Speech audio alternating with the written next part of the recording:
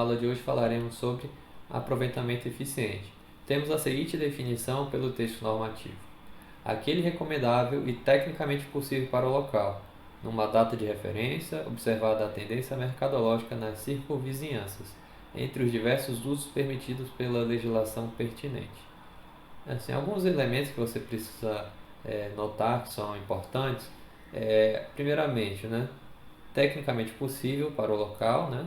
Então, assim, se você está de acordo com o plano diretor, né, numa área que não é possível, né, pelo Código de Obras também, construir um imóvel industrial, então você não pode fazer uma análise, né, de um projeto hipotético para um imóvel industrial, tudo bem?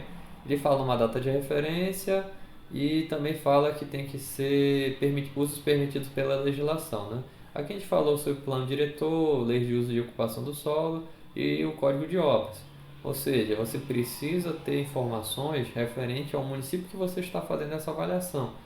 Tome muito cuidado quando você for fazer avaliação no município vizinho ou que você não costuma fazer avaliação. Por quê? Porque às vezes você se baseia nas informações do município onde você atua, onde você mora. E às vezes você pode ter uma mudança drástica nessas informações, principalmente na questão de o aproveitamento máximo, né, que você pode ter do terreno ou a taxa de ocupação máxima permitida, tá?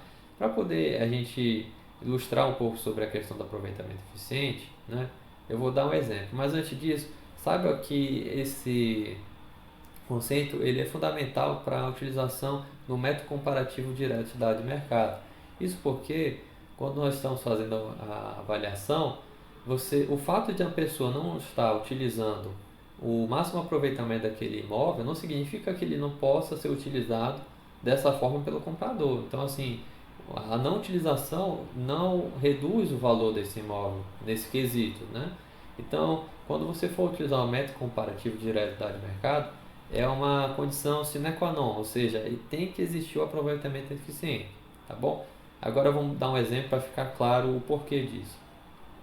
Digamos que você tenha herdado, né, da sua avó uma casa, né, que ela viveu a vida toda, uma casa humilde, mas que ficava num bairro distante do centro, né, que ela comprou numa época que aquele bairro era um bairro humilde, né, que ainda estava sendo feita a abertura de vias públicas e tudo mais.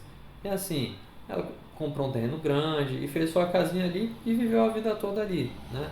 Apesar disso, esse bairro acabou sendo visado, né, por empreendimentos, né, construção de hospitais, de shopping centers, né, a construção de edifícios residenciais, ou seja, houve uma verticalização naquela região, né, então acabou tendo uma mudança do padrão daquela região.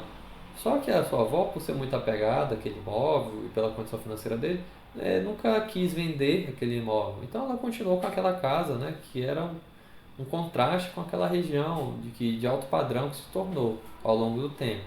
Então, assim, quando você for fazer avaliação, você não vai pegar casas humildes com uma mesma área de terreno, uma mesma área construída em outros bairros.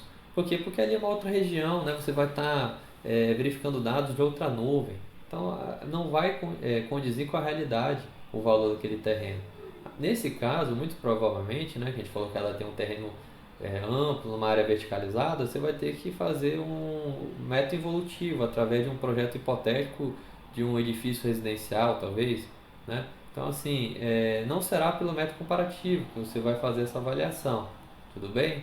Dando continuidade ao nosso estudo, a gente vai falar sobre a taxa de ocupação, que é a razão entre a área total projetada pela área total do lote. Vejamos que assim, se você tiver como posso dizer, um pavimento tipo padrão, né, e você tiver 2, 3, 4, 5, 6, não vai mudar a sua taxa de ocupação, a não ser que ele tenha uma mudança na projeção dele, né, como nós estamos vendo aqui, tudo bem? Aí você vai ter uma alteração na sua taxa de ocupação. Nesse caso aqui, né, que nós estamos vendo, não tem mudança. Por quê?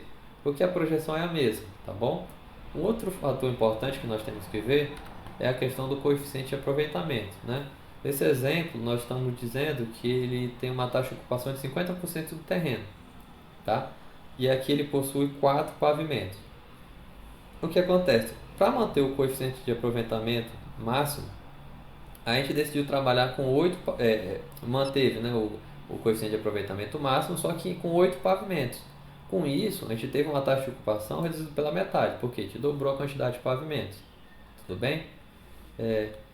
Espero que a aula de hoje tenha ficado claro para vocês que o aproveitamento eficiente é uma questão muito importante que você tem que verificar para você determinar a metodologia que você irá utilizar, para que você não comece a fazer um método comparativo direto de mercado e sem saber se aquele imóvel realmente tem um aproveitamento eficiente, que é uma condição sine qua non para a utilização do método. Tudo bem?